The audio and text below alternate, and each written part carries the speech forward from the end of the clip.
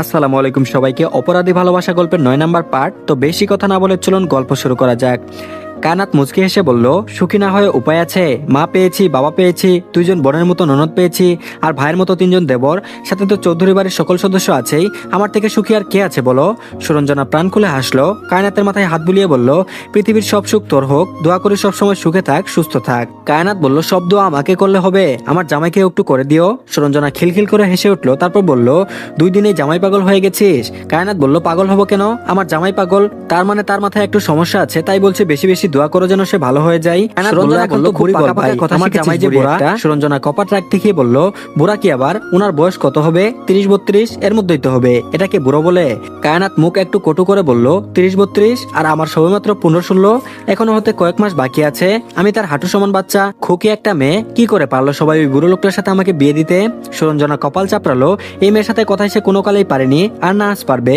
সে ঘরের বাইরে কায়নাতকে নিয়ে যেতে যেতে বলল, উপরওয়ালা উনাকে তোর জন্য আর তোকে ওনার জন্য বানিয়েছে, তাই তোরা পবিত্র বন্ধনে আবদ্ধ হয়েছিস, বুঝলি? আর পাকা পাকা কথা বলবি না বুড়ি। শেহের মেহরাব অর্ণ প্রেম বসে আছে বড় চাচার ঘরে। পাশের ঘরটাতে সুরঞ্জনা আর কায়নাত বসে বসে এতক্ষণ কথা বলছিল। মাঝখানে দরজা থাকায় সবকিছু শুনতে পেয়েছে তারা। প্রেম ভীতু চোখে ভাইয়ের দিকে তাকিয়ে আছে। ভাই সহজে রাগে না, আর একবার রেগে গেলে সবার খবর আছে। শের খুক খুক করে কেসে উঠলো অর্ণের এহেন রূপ দেখে। নিশ্চিত এখন বাড়ি জুড়ে ঘূর্ণিঝড় হবে। মেয়েটা প্রতিদিন কোনো না কোনো ভাবে অর্ণকে ছোট করেই যাচ্ছে তো করেই যাচ্ছে। অর্ণ কি ইচ্ছে করে বিয়েটা করেছিল? এই মেয়ের দোষেই তো বিয়েটা করতে হয়েছে। অর্ণ উঠে দাঁড়ালো, ঘরের বাইরে হাঁটা ধরতে শেহর বলল, কোথায় যাচ্ছিস? দেখ মেয়েটা ছোট না বুঝে এসব বলে ফেলেছে। অর্ণ পিছু ঘুরলো, তারপর বলল, ওর হয়ে তোকে সাফাই গাইতে বলেছি। শেহর বলল, সাফাই গাচ্ছি না, যাচ্ছিস কোথায়? অর্ণ বলল, বাইরে। অর্ণর পিছু পিছু ওরা 3 জনও বের হয়ে গেল। বাড়ির আঙ্গিনায় এসে দেখলো কায়নাত 2 জন অচেনা মেয়ে আর নিধির সাথে চেয়ারে বসে বসে গল্প করছে। মেয়ে দুটো উল্টো হয়ে বসেছে আর কায়নাত এদিকে ঘুরে। অর্ণ একবারের জন্য সেদিকে তাকালো না, হন হন করে বাড়ি ছেড়ে বেরিয়ে গেল। 4 জন ভূগোল হাট বাজারে এসে একটা চায়ের দোকানে ঢুকলো। অর্ণর কল আসায় সে কল রিসিভ করলো। উকিল কল করেছে তাকে। কল কেটে অর্ণ বসলো বন্ধুদের কাছে। মেহরাব গম্ভীর কণ্ঠে বলল, উকিল ছিল? অর্ণ বলল, হুম। মেহরাব বলল, কেন পাগলামি করছিস অর্ণ? মেয়েটা ছোট, কিছু বুঝার বয়স অব্দি হয়নি, আর তুই কিনা ওকে ডিভোর্স দিতে যাচ্ছিস? আদৌ ফিউচারে ওর উপর কি এফেক্ট পড়বে এটার জন্য চিন্তা করেছিস? অর্ণ ফুস করে চাপা নিঃশ্বাস ফেলে বলল, তোরাই বলছিস ও ছোট, তাহলে আমাকে সামলাবে কি করে? আমার ফিজিক্যাল নিড আছে, বয়স হচ্ছে, বাচ্চা কাচ্চা প্রয়োজন, মানসিক শান্তির জন্য আমার ম্যাচিউর কাউকে দরকার, আর ওই মেয়ের মধ্যে কিছুই নেই যা আমার দরকার। মেহরাব বলল, তা অবশ্যই দরকার, কিন্তু গড়ে নিতে সমস্যা কোথায়? মেয়েটা ভালো, ভদ্র আইন, বয়সের সাথে ম্যাচিউর হয়ে যাবে। অর্ণ বলল, কতদিন পর? মেহরাব বলল, এত ধৈর্য হারা হলো হবে? মেয়েটাকে একটু সময় দিলেই তো হবে। অর্ণ বলল, পারবো না। মেহরাব বলল, ভুল ডিসিশন নিচ্ছিস তুই। অর্ণ বলল, দেখ, প্রথমত আমার ইচ্ছের বিরুদ্ধে এই বিয়েটা হয়েছে, আর দ্বিতীয়ত ওই মেয়েকে আমি পছন্দ করি না। হাঁটু সমান একটা মেয়ে আমার বউ ভাবলেও আমার বিরক্ত লাগে, সেখানে ওই মেয়ের সাথে সংসার করা অসম্ভব। মেহরাব হাল ছাড়লো। প্রেম ও শেহের মুখ দেখা দেখি করলো। সত্যি কি সে কায়নাতকে ডিভোর্স দিয়ে দেবে? অর্ণর হাবভাব দেখে তো তাই মনে হচ্ছে। আর কায়নাতের প্রতি অর্ণর কোনো অনুভূতিও দেখেনি তারা। পরিস্থিতির মুখে পড়ে জাস্ট বিয়েটা করতে বাধ্য হয়েছে। হয়তো মনে এখনো সেই নারীকে আগলে রেখেছে, যার কারণে সে বিয়ে করা বউকে মানতে পারছে না, কিংবা সত্যি বাচ্চা দেখে মেয়েটার সাথে তার বনাবনি হচ্ছে না। আর এদিকে বেহরুজ বেগম ভীষণ বিরক্ত। মির্জা বাড়ি এসে এসব দুমুখা মানুষ তার একদম পছন্দ নয়। বাড়ি ভর্তি তত্ত্ব, গয়নাগাটি, টাকা পয়সা দেখে কি মধুর ভাষায় না কথা বলছে, অথচ 2 দিন আগে নাকি তারা কায়নাতের সাথে কথা অব্দি বলেনি। আর আজ পারলে কুলে বসিয়ে ভাত মাখিয়ে তুলে দেন। দুপুরের খাবারের আয়োজন করা হয়েছে, খাওয়ার ঘরে সবাইকে খেতে দেওয়া হয়েছে। অর্ণ ও কায়নাত পাশাপাশি বসে আছে। তুহিন কায়নাতের বাম পাশে। স্বার্থ খেতে খেতে নিশার সাথে ঝগড়া করছে ফিসফিস করে। সুরঞ্জনা ও মুনিয়া এখনো কারোর সাথে দেখা করেনি। অর্ণর দেবর এসেছে শুনে আর এদিকে আসেনি তারা। তুহিন খেতে খেতে কায়নাতের দিকে একটু ঝুঁকে ফিসফিস করে বলল, খাচ্ছিস না কেন শুভ? শের দেখলো তুহিনকে সন্ধিহান চোখে। কায়নাত মাথা হালকা ঘুরিয়ে তুহিনের দিকে তাকিয়ে বলল, খাচ্ছি তো। তুহিন বলল, আমি তো দেখছি তুই প্লেটে ভাত মাখাচ্ছিস। অর্ণ শেরের দৃষ্টি অনুসরণ করে পাশে তাকালো। দেখলো 2 জন ফিসফিস করছে। অর্ণ দৃষ্টি ঘুরিয়ে আবারও খাওয়াই মনোযোগী হলো। খানিকক্ষণ পরে কায়নাত চিৎকার দিয়ে উঠলো, চেয়ার ঠেলে উঠে দাঁড়িয়ে মেঝেতে বসে পড়লো। ডান হাতে পা দিয়ে বলল, আমার পায়ে কি হলো? সবাই চমকে তাকালো। কায়নাত ডান পা ধরে কাঁদছে, মনে হচ্ছে ব্যথায় পাটা একদম ছিঁড়ে গেল। বেহরুজ বেগম তাড়াতাড়ি হাত ধুয়ে হাঁটু গেড়ে বসলেন। কায়নাতের পায়ে হাত দিয়ে বললেন, কি হলো, এমন করছো কেন? কায়নাত বলল, আম্মু হঠাৎ করে পায়ে কি যেন পড়লো, ব্যথায় পা ছিঁড়ে যাচ্ছে এমন লাগছে আমার। সবাই খাওয়া রেখে আতঙ্কিত হয়ে উঠে দাঁড়ালো। প্রেম মাথা নিচু করে টেবিলের নিচে উকি মেরে দেখলো তেমন কিছুই নেই। তাহলে এমনটা কেন করলো? কায়নাতকে হাত ধুয়ে ঘরে নিয়ে যাওয়া হয়েছে। সবাই বাকি খাওয়া দাওয়া শেষে দুপুরের পর রেস্ট নিচ্ছে। সুরঞ্জনা আর মুনিয়া আছে কায়নাতের সাথে, পাতলা গামছায় বরফ মুড়িয়ে ওর পায়ে ধরে রেখেছে।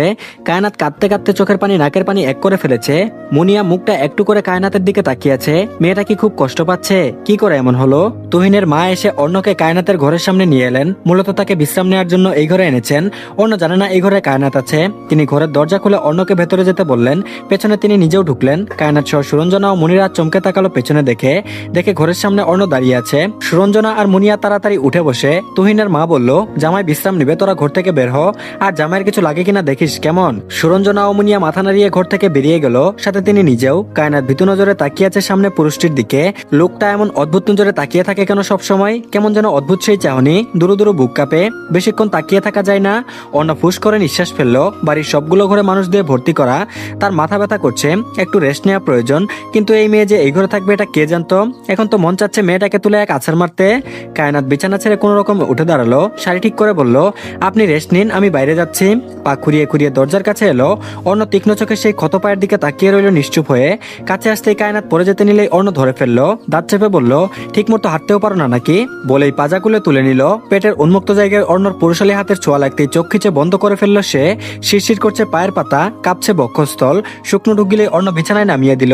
চোখ তুলে কায়নাতের দিকে তাকিয়ে দেখলো চোখ মুখ খিচে বন্ধ করে রেখেছে। আরো এক ধাপ বিরক্ত হলো সে। বুঝলো না কেন মেয়েটা এমন করছে। দাউ দাউ করে জ্বলে উঠলো দমিয়ে রাখা রাগ। কায়নাতকে ধাক্কা মেরে উঠে দাঁড়িয়ে বলল, তোমাকে দেখলে আমার বিরক্ত লাগে। কেন এসেছো আমার জীবনে? কেন আমায় কবুল বলেছিলে? বারবার একই প্রশ্ন এই লোকের। কায়নাত নিজেকে সামলে রাগ দেখিয়ে বলল, বারে বারে আঘাত করার থেকে গলা টিপে মেরে ফেলুন তাও ভালো। বিয়ে কি আমি শখ করে বসেছিলাম নাকি আমাকে জোর করে বিয়ে দেওয়া হয়েছে? আপনার মতো খারাপ বড় লোকের সাথে কে বিয়ে বসতে যাবে? হ্যাঁ? অর্ণর চোয়াল শক্ত, দাঁতে দাঁত চেপে কায়নাতের চোয়াল চেপে ধরেছে। বয়ে কায়নাত ডুকরে উঠলো। চোখ জোড়া খিচে বন্ধ করতেই অর্ণ বলল, কিছু বলছি না দেখে খুব বার বেড়েছো তুমি। তোমার থেকে বয়সে বড় হতে পারি, তাই বলে বারে বারে বুড়ো বলছো কেন? এক থাপ্পড় মেরে সব দাঁতগুলো ভেঙে ফেলবো বেয়াদব মহিলা। কায়নাত পিট পিট করে চোখ খুললো। ভীতু চোখে অর্ণর দিকে তাকিয়ে শুকনো ঢোক গিলে মিনমিন করে বলল, আমি কি একবারও বলেছি একথা? আপনি মিথ্যা অপবাদ দিয়ে আমাকে কলঙ্কিত করছেন। আমি তো বারবারই বলি আমার জামাই হ্যান্ডসাম যুবক। আসমান থেকে পড়লো অর্ণ। এই মেয়ে তো দেখি সেকেন্ডে সেকেন্ডে নিজের মত চেঞ্জ করে। তার মুখের উপর কেমন মিথ্যা কথাটা বলে দিল। অর্ণ চোয়াল ছেড়ে ধমক দিয়ে বলল, নেক্সট টাইম এমন কিছু শুনলে তোমাকে জানে মেরে দেবো বেয়াদব। থেমে আবারও বলল, 6 মাস পর ডিভোর্স পেপার পেয়ে যাবে, তাই এত চাপ নেওয়ার কিছুই নেই। ডিভোর্স, এই শব্দটা শ্রবণ কেন্দ্রীয় হতে খানিক কেঁপে উঠলো কায়নাত। কত ভারী শব্দ, কামড়ে উঠলো বক্ষস্থল। হঠাৎ ব্যথা অনুভব হলো বুকে। লোকটা তাকে ডিভোর্স দিবে, ছেড়ে দিয়ে মুক্তি দিয়ে যাবে, এটা তো ভালো কথা। তাহলে তার কষ্ট হচ্ছে কেন?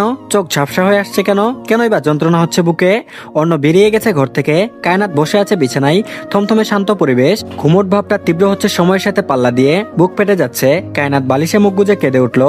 এমন তো হওয়ার কথা নয়। কায়নাত তো নিজেও ওই লোককে পছন্দ করে না, ভালোবাসে না, শুধু কবুল পড়েছে। তাহলে এমন কেন লাগছে?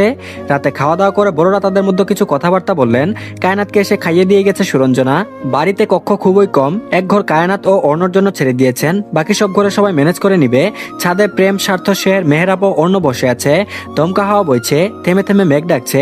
আজ আকাশে মেঘেদের আড়ালে চাঁদ ওঠেনি। ঘুটঘুটে অন্ধকারের চারপাশ। অর্ণ সিগারেট জ্বালিয়ে চেয়ারে বসে পিছনে মাথা ঝুঁকিয়ে গা এলিয়ে দিয়েছে। স্বার্থ নিজেও একটা সিগারেট ধরিয়ে ঘড়িতে টাইম দেখে বলল, মধ্যরাত হতে চললো, তোরা কি নিচে যাবি না? প্রেম অলরেডি চেয়ারের কাঁধে মাথা রেখে চোখ বুঝেছে। তার রাত জাগার অভ্যাস নেই। যখন হসপিটালে কাজ থাকে ওই সময়টায় রাত জাগতে হয়, না হলে কখনোই রাত জাগে না। শেহের প্রেমের মাথা সাবধানে কুলের ওপর রেখে পেছনে দুহাত ভর করে বসে বলল, প্রেম ঘুমিয়ে আছে, তোদের জ্বালায় ছেলেটা ঘুমিয়েও শান্তি পাচ্ছে না। অর্ণ আকাশ পানে তাকিয়ে বলল, ঘরে গিয়ে ঘুমা, তোরা এখানে বসে আছিস কেন? শেহের বলল, তুই যাবি না? তোকে রেখে চলে যাব? অর্ণ বলল, আমি কি বাচ্চা? শেহের বলল, তা নয়, বাট অনেক রাত হয়েছে, চল নিচে যাই। অর্ণ বলল, তোরা যা, আমি একটু পর আসছি। শেহের প্রেমকে ডেকে উঠলো। প্রেম ঘুম ঘুম চোখে কোনো রকমে উঠে দাঁড়িয়ে শেহের হাত ধরে ঘরে গেল, সাথে স্বার্থ ও মেহরাবও। ওরা চলে যেতেই অর্ণ শেষ হয়ে যাওয়া সিগারেট ছুঁড়ে মারলো দূরে। অসহ্য লাগছে সবকিছু। সে বিয়ে করছিল না বলে সেই দিনের ওই সুযোগ মাশফিক চৌধুরী কাজে লাগিয়েছেন। তিনি চাইলেই সব মিটমাট করতে পারতেন, কিন্তু তিনি করেননি। তিনি এর আগেও অর্ণর সাথে বিয়ে নিয়ে কথা কাটাকাটি করেছেন। অর্ণ রাজি হচ্ছিল না বলে তিনি এমন একটা কাজ করলেন। লম্বা একটা দীর্ঘশ্বাস ফেললো সে। কাকে কি বুঝাবে? সে সময় চেয়েছিল নতুন জীবন শুরু করার জন্য। সে সময়টুকু তাকে দেওয়া হয়নি। উল্টো হাঁটুর বয়সে এক কিশোরের সাথে বিবাহ বন্ধনে আবদ্ধ করে দেন। এই কাটা না গিলতে পারছে আর না সহ্য করতে পারছে। অর্ণ কিছুক্ষণ ছাদে একা থেকে ছাদ থেকে নেমে এলো কায়নাতের ঘরের সামনে। বাড়িতে কোনো ঘরই খালি নেই। সবগুলো ঘরে মানুষ গিজগিজ করছে। অর্ণ বিরক্তকর চাপা নিঃশ্বাস ফেলে দরজা ঠেলে ভেতরে ঢুকলো। দরজা লাগিয়ে পেছনে ঘুরে দেখলো কায়নাত বিছানার এক কোনায় গুটিসুটি মেরে শুয়ে আছে। শাড়িখানাও বেশ এলোমেলো, তবে সারা অঙ্গ ঢাকা। বিছানার মাঝখানে একটা কোলবালিশও রাখা। অর্ণ ঘরের লাইট বন্ধ করে শুয়ে পড়লো বিছানায়। ভালো লাগছে না, একটু ঘুমো প্রয়োজন, না হলে মাথাটা ব্যথা করবে। শুয়ে পড়তেই কিছুক্ষণের মধ্যে ঘুমিয়ে গেছে সে। আর এদিকে মাঝরাতে ঝিরিঝিরি বৃষ্টি শুরু হয়েছে। এখন ভোর সকাল, আর সবকিছু বড্ড বেশি শান্ত। কয়েকদিনের তীব্র গরমের কারণে শরীর ঝলসে যাওয়ার জো হয়েছিল। আজ বৃষ্টি হয় যেন গাছপালা পশু পাখিদের সাথে সকল প্রাণীও প্রাণ ফিরে পেয়েছে। আজ পাখিদের কিচিমিচির মিষ্টি স্বরের গান নেই। প্রত্যেক দিনের ভোর সকালে ঘুম থেকে ওঠা কায়নাতের অভ্যাস। শরীর ভালো না থাকায় আজ আর নামাজ পড়া হয়নি। সে পিটপিট করে চোখ খুলে ফেললো। পেটের উপর ভারী কিছু অনুভব করতেই তাকিয়ে দেখলো অর্ণর এক হাত তার ছোট দেহের উপর পড়ে আছে। সকাল সকাল হতমম্য হয়ে চমকে উঠে সে। তাড়াতাড়ি পাশ ফিরে তাকিয়ে দেখে অর্ণ তার অতি নিকটে। 2-3 ইঞ্চি দূরত্ব তাদের। কিশোরী কন্যার নারী সত্তা কেঁপে উঠলো। দুরু দুরু বুক কাঁপলো, শ্বাস ভারী হয়ে এলো। সে অর্ণর হাতে হাত রেখে সাবধানে সরাতে চাইলো। অর্ণ আষ্টে পিষ্টে জড়িয়ে ধরলো হঠাৎ করে, মুখ গুজে দিল ঘাড়ে। শ্বাস বন্ধ হয়ে এলো কায়নাতের। অর্ণর গরম নিঃশ্বাস আশ্রে পড়ছে তার গলার ভাঁজে। কাঁপন শুরু হলো ছোট্ট দেহে। নরম তুলতুলে কায়নাতের শরীরখানা পেয়ে যেন অর্ণর ঘুম আরো গাঢ় হলো। যদি লোকটা জেগে থাকতো আর যদি দেখতো সে কার শরীরের সাথে লাগিয়ে ঘুমিয়েছে, তাহলে তার কি হতো? দ্বিতীয় বিশ্বযুদ্ধ শুরু হয়ে যেত তাদের মধ্যে। কায়নাত বহু চেষ্টা করেও নিজেকে ছাড়াতে পারলো না। উল্টো তীব্র কাঁপন শুরু হয়েছে বক্ষস্থলে। শুকনো ঢুক গিলে কায়নাত ঘাড় ঘুরিয়ে অন্য পাশে তাকালো। খারাপ লোক ঘাড়ে মুখ গুজে দিয়েছে। ঠান্ডা পরিবেশেও তার ভীষণ গরম লাগছে। লোকটার ছোঁয়া যে মারাত্মক। কায়নাত আশেপাশে চোখ ঘুরিয়ে কোলবালিশ খুঁজলো, পেল না কোথাও। ও বজ্জাত আবার কোথায় হারিয়ে গেল? কায়নাত অর্ণর কানের কাছে গিয়ে ফিসফিস করে বলল, আমাকে ছেড়ে দে বজ্জাত, নাহলে তোর ঘাড় মটকাবো আমি। অর্ণ হালকা নড়েচড়ে কপাল কুচকে আরো শক্ত করে ধরলো। প্রাণ বেরিয়ে এলো ওর। ভাবলো ভূতের ভয়ে লোকটা ছেড়ে দেবে, এখন দেখছে উল্টো আরো চেপে ধরেছে তাকেই। ভীষণ কান্না পেল মেয়েটার, হাড়গুড় ভেঙে গেল বোধহয়। কায়নাত চোখ তুলে তাকালো অর্ণর বদন পানে। নিষ্পাপ মুখশ্রী লোকটার, গোলাপি ঠোঁট জোড়ায় হালকা কালচে ভাব এসেছে। লোকটা কি সিগারেট খায়? কায়নাত কপাল কুচকে অর্ণর চাপদারিতে হাত রাখলো। চোখের পাপড়িগুলো এত ঘন কেন লোকটার? ফর্সা গায়ের রং, নাকটা একদম আট করা মনে হচ্ছে। এত নিখুঁত সুন্দর কি করে মানুষ হয়? হঠাৎই করে কায়নাত মুচকে হাসলো। লজ্জায় লাল আবার ধারণ করলো গালে। কি আজব, সে লজ্জা পাচ্ছে কেন? কায়নাতের মাথায় দুষ্ট বুদ্ধি খেলে গেল। সে অর্ণর এলোমেলো চুলগুলো হাত বুলিয়ে কপালে ঠুট ছোয়ালো। কায়নাত নিজেই হতবম্ব নিজের কাজে। সে কি লোকটার প্রেমে পড়ে গেল? এমন করছে কেন সে? কায়নাত হাত গুটিয়ে নিল। শুকনো ঢুক গিলে ফের তাকালো। লজ্জা লাগছে ভীষণ। সে এখান থেকে ছুটবে কি করে? অর্ণর ঘুম ভেঙে গেলে ওকে তুলে আছাড় মারবে, কিন্তু এখন তো লোকটা উঠেই যাবে। ভাবতে ভাবতে অর্ণর ফোনে অ্যালার্ম বেজে উঠলো। চমকে উঠলো কায়নাত। চোখ মুখ খিচে বন্ধ করে রাখলো। অর্ণ এক হাত দিয়ে হাতড়ে হাতড়ে অ্যালার্ম বন্ধ করলো। পিটপিট করে চোখ খুলতে কায়নাতের এলোমেলো ঘুমন্ত মুখশ্রী ভেসে উঠলো। কয়েকটা চুল মুখের উপরে সে এলোমেলো হয়ে খেলা করছে। বাচ্চাদের মতো ঠোঁট উল্টালো। অর্ণ ভ্রুযুগল ভাঁজ করে তাকালো। ঠোঁট কাঁপছে, চোখগুলোও কাঁপছে অস্বাভাবিকভাবে। অর্ণ আরেকটু গভীরভাবে জড়িয়ে ধরলো কিশোরীর ছোট দেহ। কায়নাত দম বন্ধ করে রাখলো। নিশ্চিত আর শ্বাস বন্ধ হয়ে মারা যাবে সে। অর্ণ কায়নাতের কানের কাছে এসে ঘুম জড়ানো পুরুষালী আসলে কণ্ঠে ফিসফিস করে বলল, কিশোরীর শাড়ির আঁচল সরে গেছে, জামাই হিসেবে কি এখন কর্তব্য পালন করব? তো ধন্যবাদ সবাইকে, এই পার্টটি এই পর্যন্তই। তো সবাই ভিডিওতে প্লিজ একটা করে লাইক দিন, আর অবশ্যই আমাদের চ্যানেলটিকে সাবস্ক্রাইব করে দিন। আল্লাহ হাফেজ সবাইকে, ভালো থাকবেন সবাই।